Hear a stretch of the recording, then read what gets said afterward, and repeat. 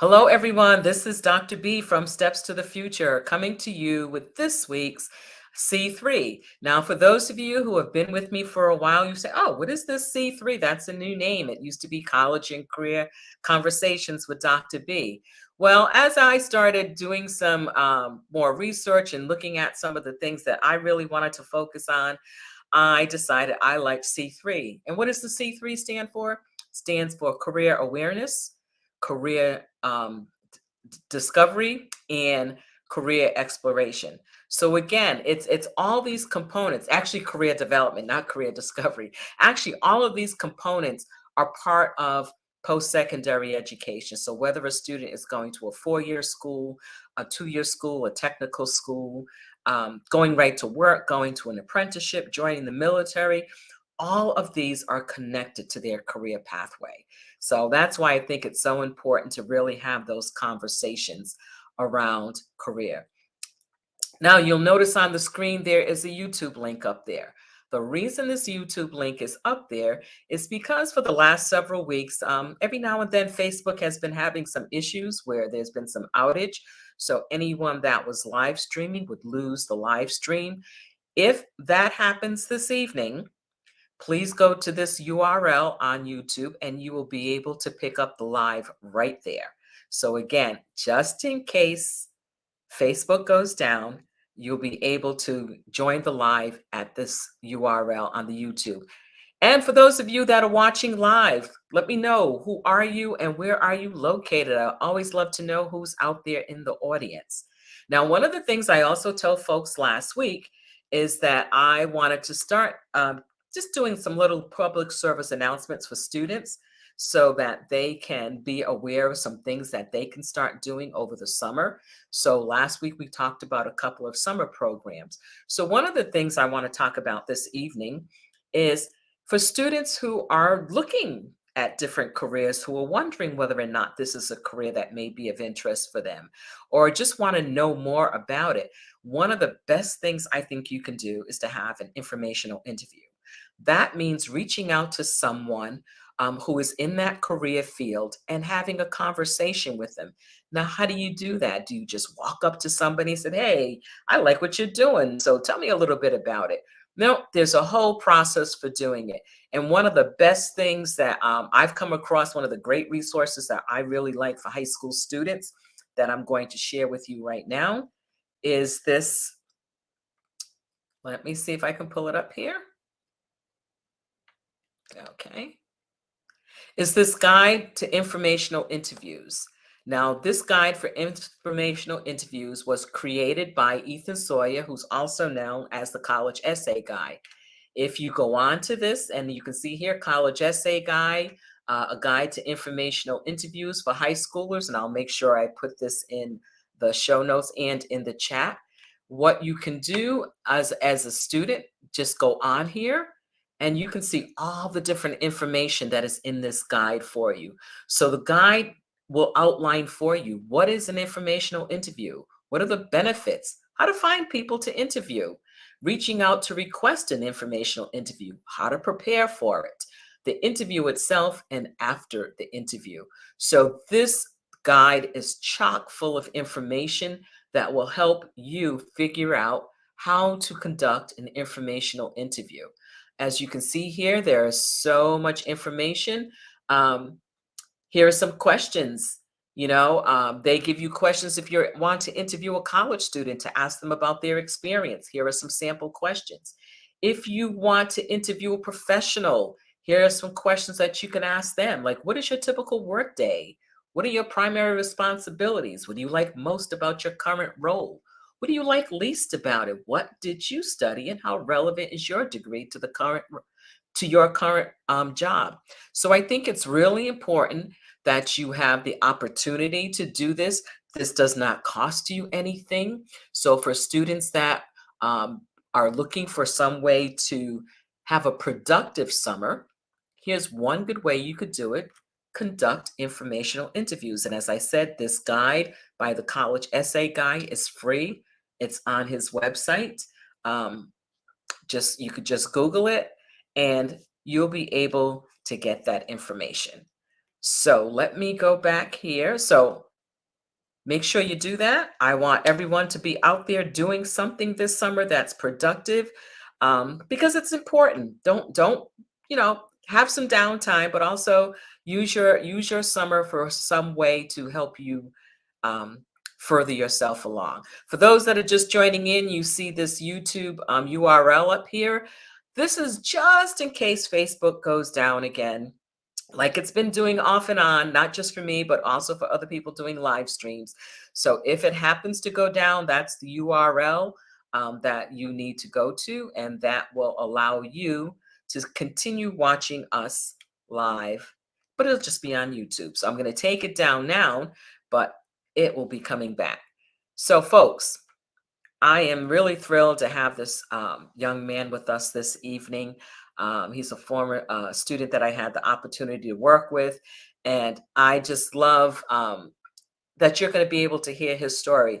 Last week, we heard from Carlos Valerio, who gave us, what's happened with him since he started college. And as he told us, he decided that a 4-year university degree was not for him at this time, but he's actually doing something that he's enjoying at this moment. And for those of you who missed last week's, just go back to Facebook or go to YouTube, and you can watch last week's and find out what Carlos had to say about his college and career journey. So we're going to be back in a couple of seconds, and we'll see you then.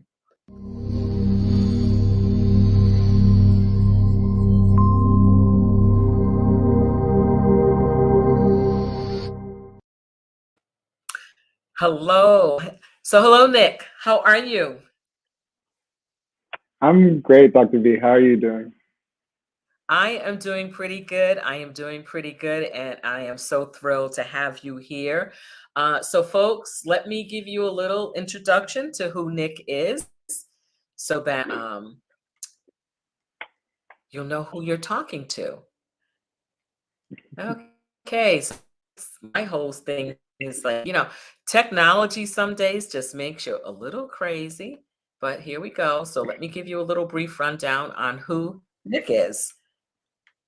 So Nick is a third-year politics and international affairs major at Wake Forest University with a minor in Latin American studies. On campus, he serves as the service chair for the Black Student Alliance, and he's a research assistant. His research involves international relations and post-colonial theory. After he leaves Wake Forest University, he hopes to pursue a joint degree in international affairs and law. Nick, wow, that's a mouthful. I am definitely thrilled to hear about what you're doing. So let's start out a little bit. So now we kind of know a little bit about what you're doing at Wake Forest, but let's talk about your journey to get to Wake Forest. Because I know you applied to several colleges. So tell us a little bit about your journey to get there for those people that don't know. Sure. So my journey started in junior year of high school. I started like formulating the list of the schools that I wanted to attend or try to apply to. Um, and with your help, of course, I kind of narrowed down that list to a select few in-state schools and also some out-of-state schools, should they be generous with like their financial assistance. I was looking for um, I was looking for colleges that had strong departments in like the areas that I was interested in. Um, and but I think like specific to Wake, um, I think I was looking for a school and institution that like had um, a unique faculty to student ratio that would offer me like a very fruitful experience in the classroom that other universities might not be able to offer. I think when it came down to it, um, I was really trying to decide between UNC Chapel Hill um, because that was a school that a lot of students from my school went to, um, Right. and Wake, which there are no students from Cape Fear High School here. So yeah, I think when it came down to it, I was really looking for um, a faculty to student ratio that would um, be favorable to me. Okay. And one of the things that I know helped make your decision was you were invited to interview for a scholarship. So tell folks a little bit about Yeah. this. Right. Um, so after the application process, um, it was very rigorous. Like in the Common App application, Wake had a lot of supplemental essays, and there was also a like there was also an original like interview, an optional interview that you could do on campus. So I went to go do that, as well as the online application. And then um, I think it was in early January or February of that year that I got the invitation to come to campus, um, and stay on campus for a weekend and do interviews for the Joseph G. Gordon Scholarship. Um, so I came to the campus of Wake Forest. I stayed in dorms with like junior or upperclassmen students that were generous enough to like let me stay in their dorms overnight. And I had to interview with faculty, and also administrative um, officers to uh, have them feel me out about what my interests were and like coming to the school, um, and also just like what um, I envisioned my time here at Wake Forest would be during these 4 years. Um, it was it was challenging. Some of the questions were um, strange and off-putting because they were supposed to be like you. There was not a lot of preparation that you could do for these questions, but it was a great experience, and I think like that weekend, um, in addition to me actually receiving the scholarship, I think that weekend was definitely formative in like making me decide to come to Wake Forest. Um, so yeah, um, that was the experience with the scholarship weekend. Okay. So I know folks are saying, so what exactly is this scholarship? What does it entail? So tell them a little bit about actually what it does for you. Yeah, so it's a full ride to Wake Forest, um, tuition free, um, and in addition to that, wait, so when I say tuition free, that's like meal plans, dorms, everything. And in addition to that, there's also stipends that they give you throughout the semester. It's about a $3,000 stipend. Um, and then in the summer, each summer that you're here at Wake Forest, you get an opportunity to apply for a research grant. And the maximum that you'll be granted for the research grant with the Joseph G. Gordon Scholarship is about $5,000. So this past summer, I was able to utilize my research grant to stay on campus and do research with a professor in the politics department. Um, so yeah, and the scholarship also grants students and recipients access to a multitude of resources, such as the Scholars Office on campus. Um, there's a couple of advisors in the Scholars Office that help you with finding internships, um, finding jobs after undergrad, and just finding a bunch of opportunities um, that I don't think other students are able to find. So yeah, I think that covers the gist of the scholarship. Yeah. I remember when you sent me a message that you received the scholarship. I was over here doing my happy dance because it was amazing. So for those of you, as you're out there looking for colleges, you really need to dig in and do your research to see what types of scholarships are available at each of these colleges. Wake Forest, for example, has about 20 to 25 scholarships that go anywhere from full tuition to full cost of attendance. So that's really a distinction in this particular scholarship, the Joseph G. Gordon Scholarship. It is full cost of attendance. So fortunately, Nick will graduate from Wake Forest University without any college debt and the opportunity to participate in research during the school year and also during the summer that is paid for. This came about because I'm just going to brag on Nick for a minute. I mean, Nick was an excellent student, had leadership positions in his high school, was a member of the soccer team in his high school, had fantastic grades. Just, you know, good test, just was a good all around, not just good. I mean, he was a great student. And they saw that and, did well at the interview.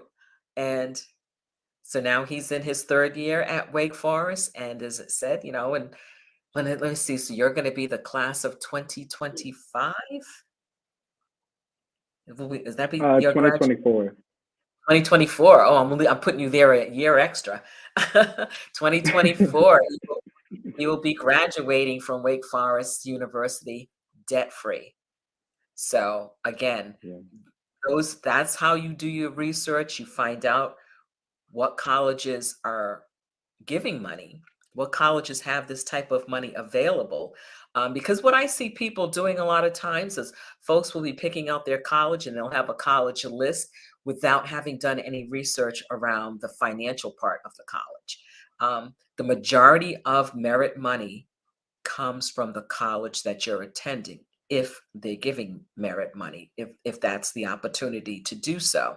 So that's where you need to do your research. But I just wanted to put that in there because I know college is expensive. And if people don't know about these opportunities, they may not take advantage of them. But the most important thing is Nick was preparing for this opportunity throughout, from day one before he even knew the scholarship was available. I mean, being a good student all through, middle school and high school certainly put him in the running for this. So again, that's why I think it's so important that folks understand that as you're preparing for college, it starts early, having those conversations in middle school about the importance of good grades and challenging yourself right on through high school, because then it sets you up for these types of opportunities. So again, just keep that in mind as either, you yourself or your child is working towards applying to college because it's expensive. So Nick, tell us about, so I know when you first got on campus, it was 2020 and we were flat in the middle of the pandemic. So what was that first year like Yeah. on campus? Um, yeah, it was definitely tough. I think, um going into the first year, I mean, me and my classmates didn't even know what college was supposed to be like. Um, so I think like that added um, a layer of, I don't know, missing out in a sense that we didn't really appreciate at that time, or we didn't acknowledge, and didn't recognize. But it was definitely like an isolating time. Um, Tough to make friends coming into this like new strange place that's like totally different from high school. Um, like a way to make friends would be to like private message each other during Zoom sessions during class, instead of like actually like going out and like socializing. Um, and also like um,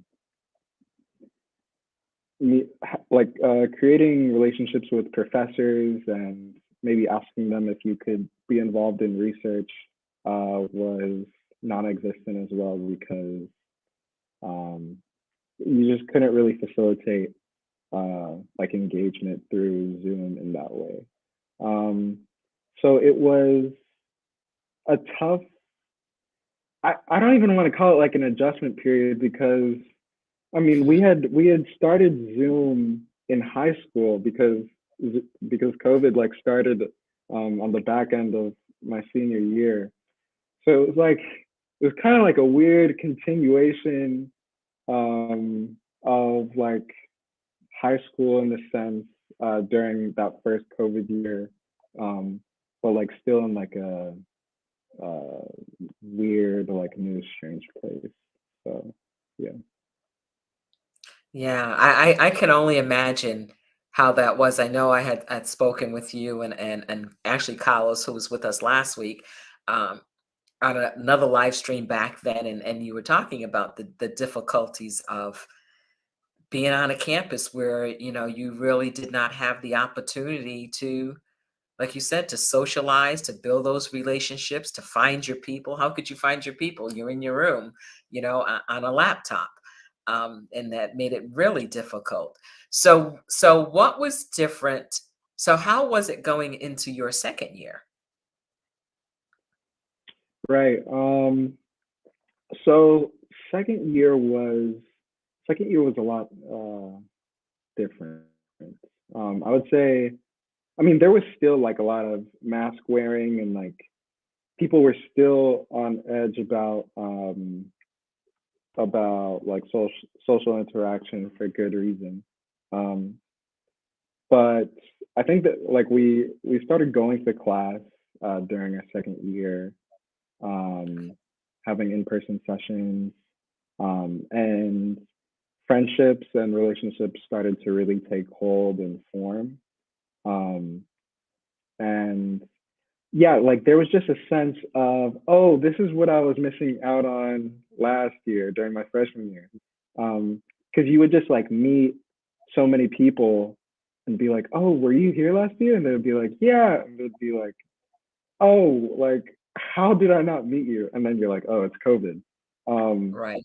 but yeah, I think the second year was um, definitely like the like formative period that like laid a foundation um, for this current year, and I'm sure my next senior year, upon which like I started like getting involved in the organizations that I am still a part of now, and also it was the year in which like I really took hold of the like intellectual interest that I still kind of pursue right now.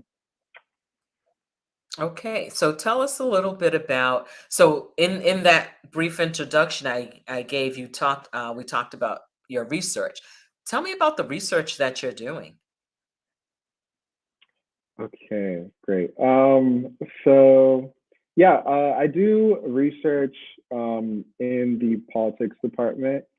Um, I'm a research fellow for this initiative called the Race, Inequality, and Policy Initiative on campus.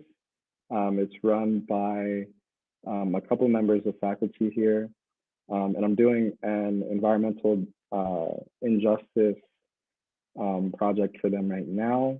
That research project is um, about hazardous waste sites and their proximity to neighborhoods of color and whether there's a disproportionate um, number of hazardous waste sites next to Black and brown neighborhoods as opposed to white neighborhoods. Um, so that's one piece of research that I'm doing, and um, another research paper that I've been doing um, is a little bit more complex. It's in collaboration with a professor that's teaching international relations, and that research involves looking at relations between countries in the global south, and trying to see if um, or analyzing the problematic relations that happen between countries in the global south, and whether they replicate kind of the problematic relations we see between countries in the global north and the global south. Okay, that sounds really interesting. Students, we always talk to students about, okay, and one of the things you want to make sure you do when you go to college is connect with your professors for internships and for research. And hearing about the real research that you're doing and the issues that you're researching, I mean, they're very near and dear to my heart. Look, environmental racism. I don't think people really paid attention to it that much. But there are so many, you know, there are books about it, there are documentaries about it, um, journal articles about it. And I think it's important that people think about, you know, that this is a real thing and it affects people. And then when you think about environmental racism and look at some of the health conditions that come about as a result of environmental racism, and then couple that with healthcare disparities, it just shows some of the structural racism that's in place in the United States. So I am going to be waiting to hear the outcome of some of your research and see what happens with it. So when you first started this research, how did you actually like go about getting this research position? I mean, did you approach a professor and say that I was interested in doing this with you? Um, yeah, so this, uh, so I started working in this position last year, and this was um, during my research methods class in the politics department. Um, I performed really well in the class, um, and as I went to like office hours with the professor, and started like developing that relationship more. Um, and I even like asked her for recommendation letters, so I was familiarizing myself with the professor, and she started to understand like my interests, my career interests, and um, she actually asked me if I wanted to be a part of um, the research initiative that she was doing, and if I wanted to write a paper for her the following semester. Um, so yeah, I think the following semester I continued working with her. It was kind of independent research on my part, but she was serving as like a mentor and advisor to overlook the paper that I was doing.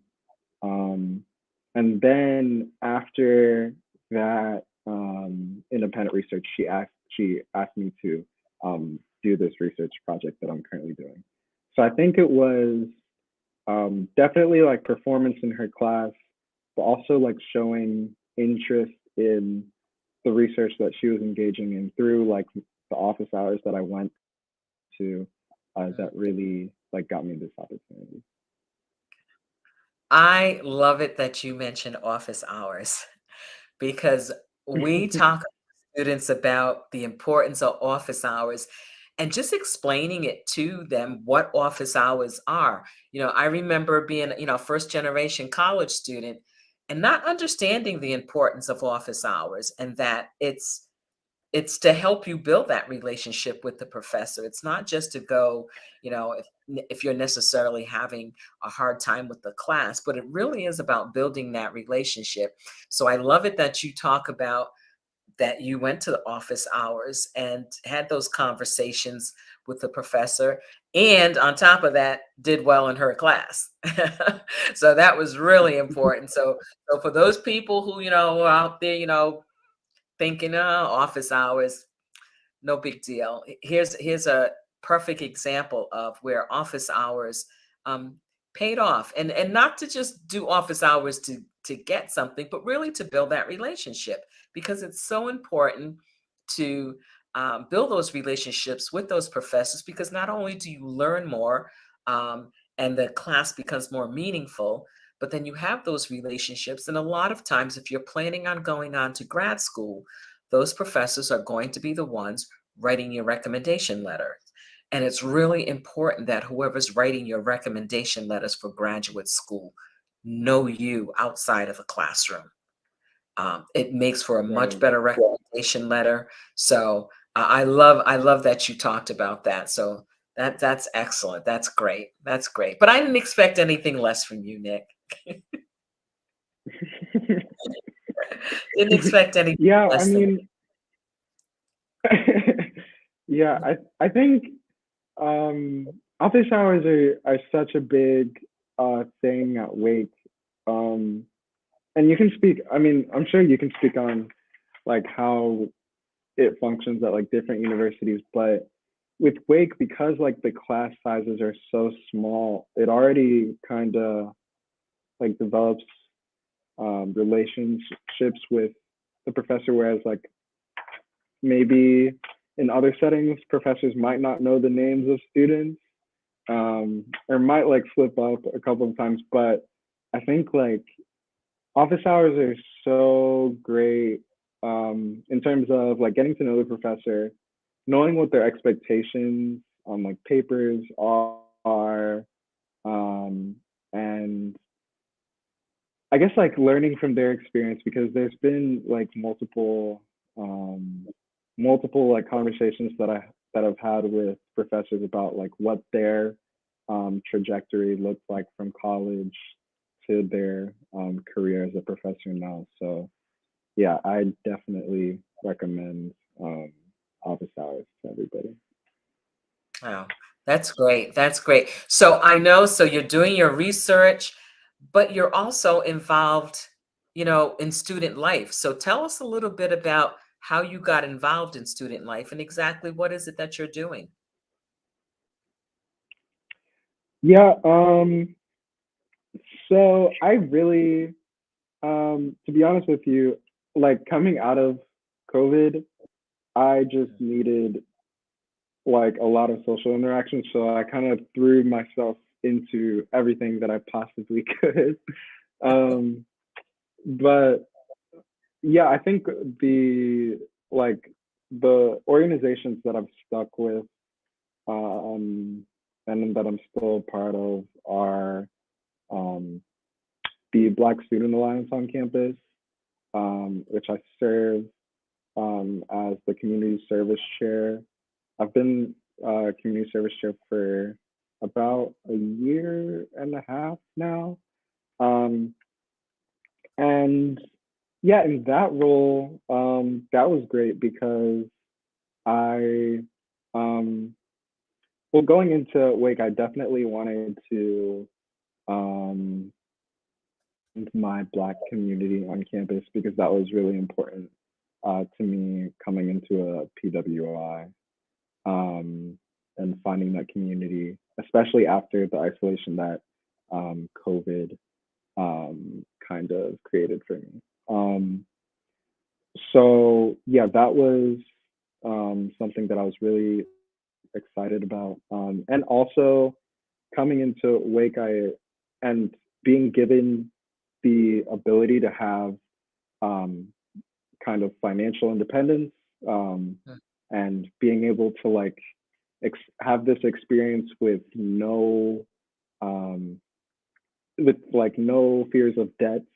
I wanted to do my best to kind of contribute to engaging in service in the like broader Winston-Salem community, um, and kind of use the like knowledge and information that I'm learning here to kind of help those in need minimally, but you know, as much as I could. Um, so I definitely wanted to serve as community service chair, um, and it's been great. I think like connecting with the Black community on campus and also creating events and encouraging people to come out um, to engage in service that serves a largely Black community in Winston-Salem is um, has been great. So I've enjoyed that position.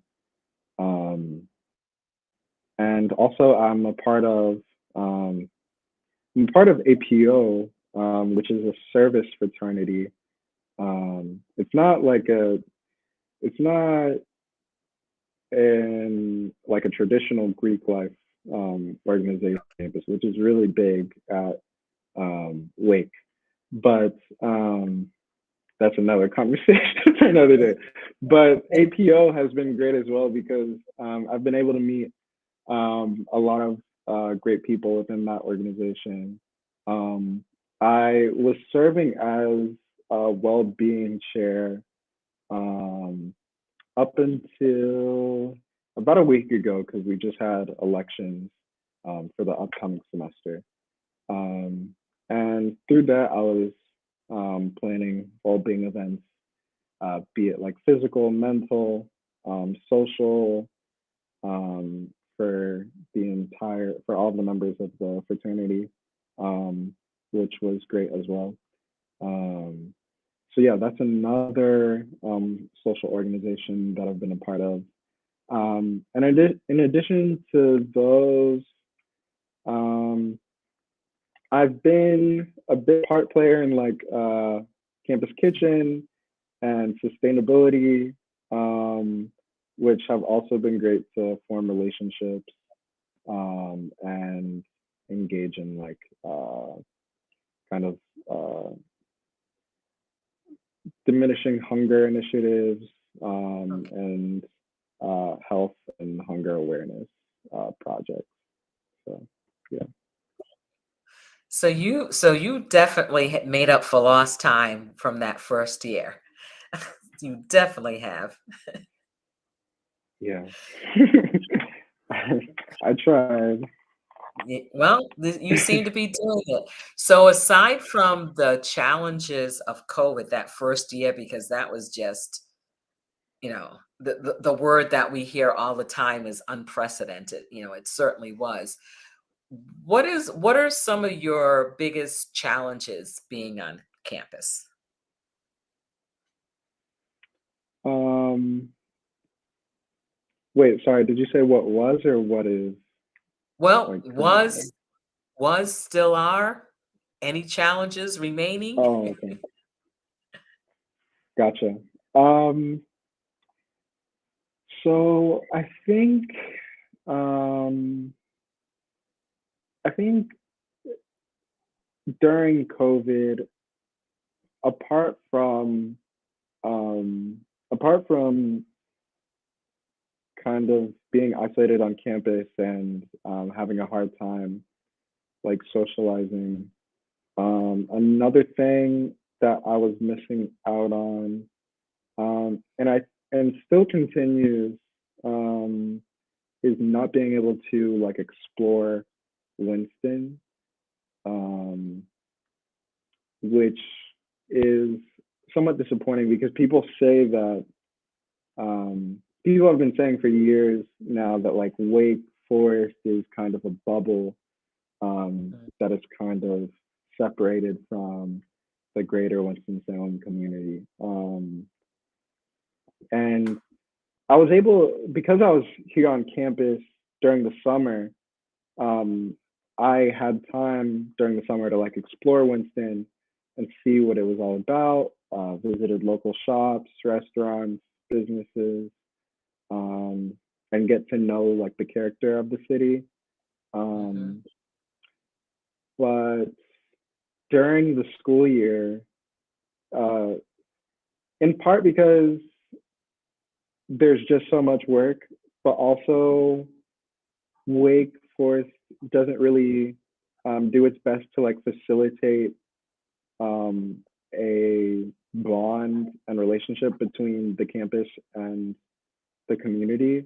Um, there's just been like not a lot of opportunity to connect with uh, Winston-Salem in the way that I like wished I had coming in. So I'd say that that's like one of the uh, like enduring problems that I've experienced. Okay. That's really interesting because I know when we go on college tours, one of the things that the tour guides or the admission folks who are having conversations with us like to talk about are their relationships with the town, how well they have partnered with people in the town, with certain agencies, community-based organizations, in order to help their students get off campus and to take what they've learned and use it in the community. So it's a little disheartening to hear that, but it's also one of those things that you don't really know until you go there. You Hmm. don't really know that it's not quite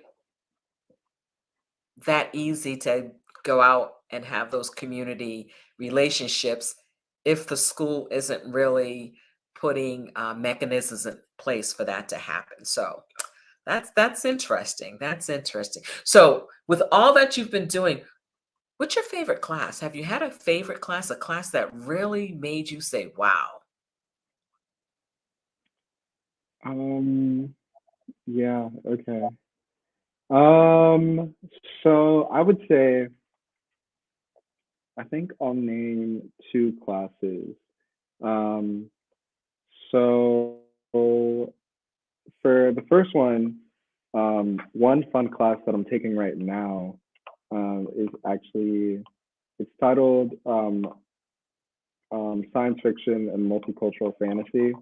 It's with the English department, and that has been so much fun because as like the title of the class kind of implies, we're just reading and talking about science fiction novels and fantasy novels, and that has been really fun. It's been very relaxing at times and cathartic as well, because like um, science fiction and fantasy do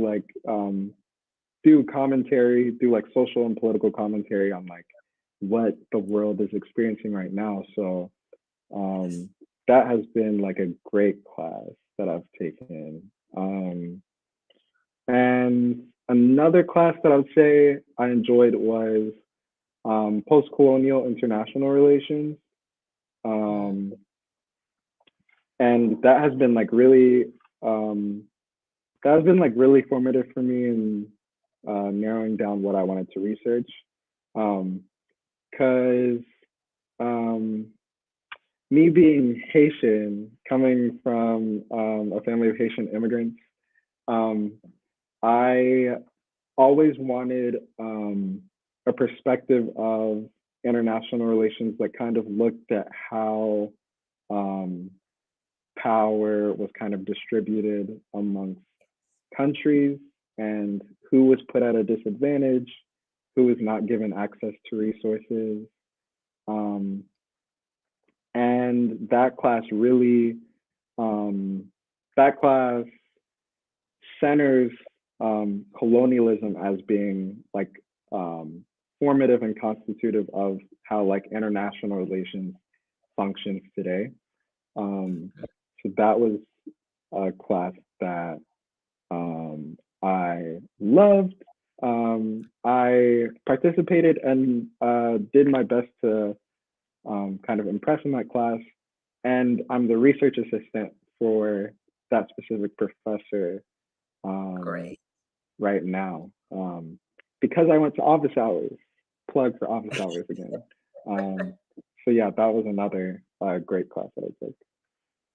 Again, office hours for the win. Office hours for the win. So so when you were talking, when you mentioned your Haitian heritage, I know this might be totally off track, but earlier we were talking about Wakanda Forever, and Oh one yeah. one of the pieces of symbolism in there um, was the fact that when Nakia left Wakanda, she went to Haiti, Mhm. and I Mhm. don't want to people if you have not seen Wakanda Forever, plug up your ears because I don't want to do. This is a spoiler alert. Don't want it could be a spoiler alert. If you haven't seen the movie, turn off the video right now or turn the sound down because we might do some spoiler alerts. But it's just interesting how what you were studying in that class, and when I think about some of the symbolism and the themes that ran throughout that movie, it's so Mhm. much about colonialism, um, when it started in 1500s or before, and to what things look like present day, and how relationships Mhm. are, and then the fact that um, the island of Haiti was part of the storyline in Wakanda Forever, including the wonderful scene that happens after the credits. So I'm not gonna I don't wanna I'm trying not to give a lot of stuff away, but it was just it was amazing, and it just made you sit Mhm. back and think, but it also made you understand the brilliance of Ryan Coogler in writing that screenplay Mhm. and directing that Yeah. film, especially because he had to change things around after Chadwick Boseman passed away. Like, I don't know if that was Mhm. the original storyline, but it was. I mean, it's for me, it's one of those movies I know I will be going to see again. This time, probably with the notepad, so I can write down all those lessons that are in there. Because so anybody out there that's a history teacher or a social studies teacher or a humanities teacher or just a teacher, if you have kids, take them to see this Mm. movie and then have conversations afterwards. Don't have it just be, let's just go to the movie and get our popcorn and our drink and what have you. You need to talk about the lessons that are in this movie. You Mhm. need to talk about the relationships, it's just amazing. It's just absolutely amazing. Yeah. Um, I don't wanna talk about it because I feel like I would keep you for like 10 minutes, but I'll just say like yeah the message, and I don't think spoiling I'll be maybe like a minor spoiler, but I think the message between like and the relationship between Haiti and Wakanda was just amazing, and I like want to write like a think piece about it because um just like the synergy between like Wakanda being an African nation that was never colonized and could like technologically advance and develop, and Haiti being um, the first nation in like the Western Hemisphere to have a successful enslaved people's rebellion um, was great. And to just like take some lessons from my post-colonial international relations class, thinking Yes. about Haiti as like a place, um, thinking about Haiti as a place that had the potential to develop um, into maybe like a sense of technological advancement that Wakanda is depicted to be, but the fact that like Haiti was hindered by colonial and imperial forces Mm. um, is, I think, another piece of that message that should be taken away. So yeah, that's another thing. I don't want to say anything else because I don't want to Oh, I spoil know. anything, and I could probably geek out about this for like another hour, but yeah. Well, I can't wait to read your think piece because it is one of those. I don't know. It's so seldom that a movie has that kind of impact. And Hmm. as much as I loved the first one, which I still love, this one just brought brought so many lessons and things that we're experiencing today in 2022. And you're just Hmm. and I just sit there and I think of all the people who worked to put that movie together, from Ruth Cotter, who was the costume designer, who did some amazing research to bring the authenticity to the wardrobe that people were wearing, um, to the gentleman who wrote the score for the movie, watching an interview Hmm. with him and how, the research he did on the African continent in order to bring that authenticity to the movie. It was just, I don't know, it was just amazing. And like I said, it's one of those films that will be iconic. It just will. It will just Hmm. be iconic because there's just so much in there. But like you said, I can geek out about it all night too, because it just every time I think about another scene, I'm like, yes. And then they showed this, and then this is related to that. But that's a whole Hmm. history lesson, and humanities and politics and everything. And so for folks, if you haven't gone to see it, Nick and I both think you need to go and see it, because you will really come out of there. You'll come out of there thinking. You'll come out of there thinking. So before we get like really crazy, I know one of the things that I always ask my guests is there a book that you'd be interested in sharing with folks? And you actually recommended The Wretched of the Earth. So tell me Oh, why. okay. So tell me why you recommended that particular book. Yeah, this is another selection of this is another selection from my post-colonial international relations class. Um, so The Wretched of the Earth by Frantz Fanon is um, kind of a psychological analysis of how colonialism kind of affected people that were colonized, and also a psychological analysis of the colonizer. And I just think it's a brilliant. Um, I just think it's a brilliant telling of like the relationships between people that are colonized, and also like the legacies that are still enduring of colonialism. Um, and yeah, I think like definitely looking at Wakanda Forever and this book Mm. in unison would uh, definitely be enjoyable and help you connect some things. So yeah, I recommend definitely reading it. Okay. And folks, I'm going to say. This book is always available at your public library. All you have to do, get your library card, which is available to you. Your taxes are paying for it. If you don't want to buy the book, definitely go out and check it out at your library. So Nick, once you graduate from Wake Forest, what would you like to do? What would your next steps be? Oh man, Dr.B, you got me. um, so that is something that I am still figuring out. Um, so I did, um, in your introduction, I think you said that, well, I said that I am interested in pursuing law and also a degree in international relations. Um, and I think I'm very interested in both of those fields still.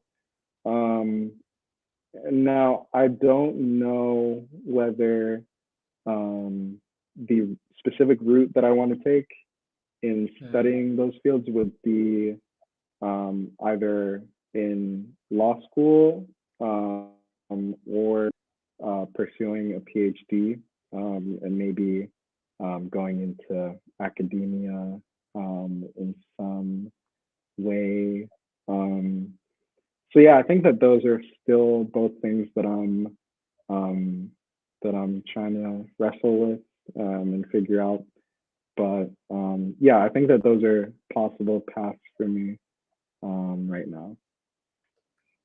Okay, that I mean, you definitely your future is bright. Your future is bright, and I think we we are so fortunate um, to have a student like you that is interested in these topics, that you're doing the research, um, you're putting yourself into it 110%.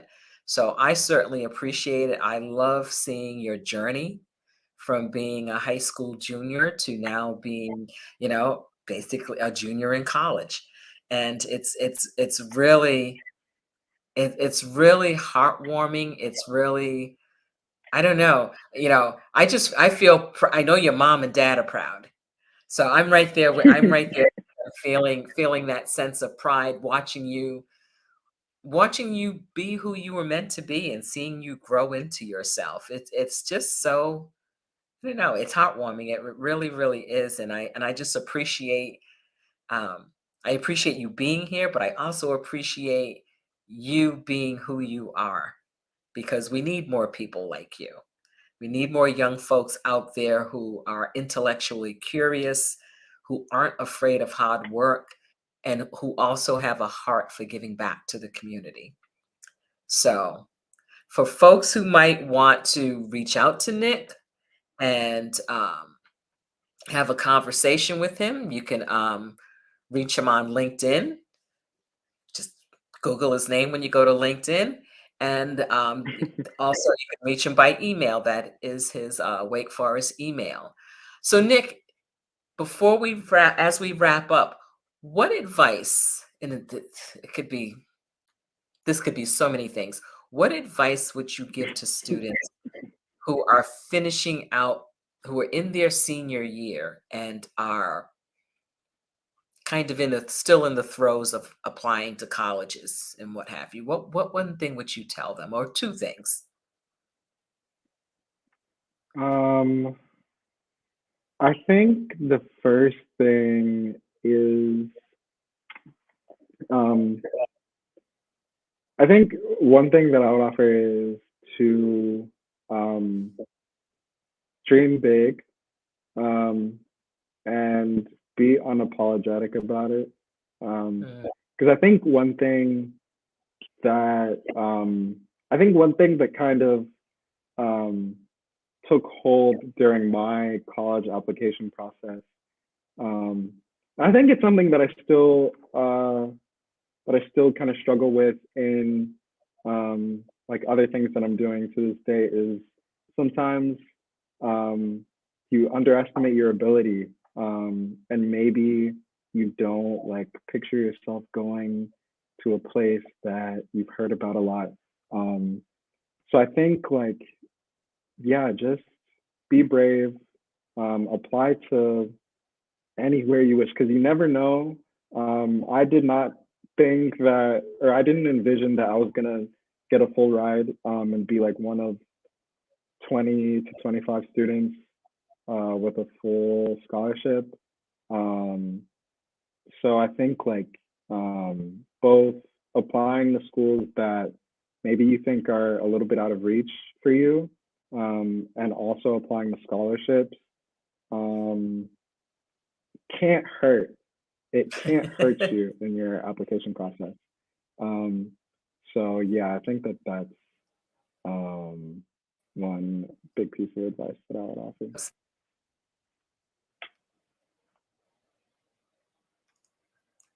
Oh, I think I lost my sound over here because I could not hear you. Oh, can you Let hear me me now? see if I need to put my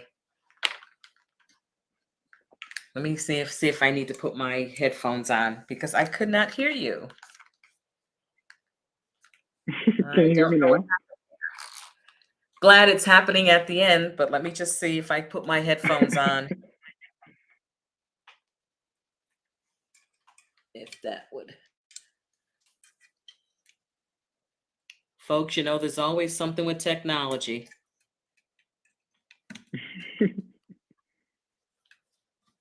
Yep, it's something on my end because now I can hear it with my headphones. Okay, can you hear me?